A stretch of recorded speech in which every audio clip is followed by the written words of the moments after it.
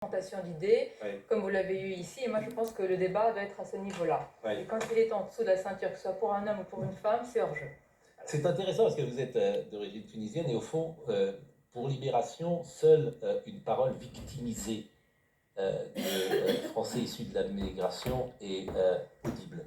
Et à partir du moment où on a une parole qui est non victimisée, à ce moment-là, on la dénature, on la caricature et on l'attaque. C'est très intéressant.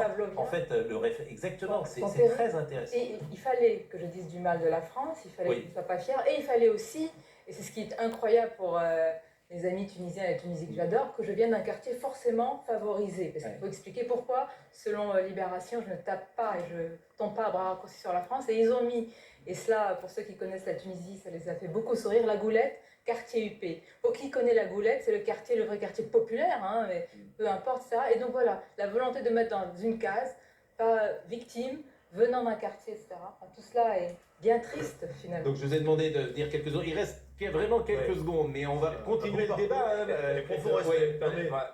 Sonia Mabrouk, elle me rappelle une allégorie de la France, de la Renaissance. C'est Léonard de Vinci.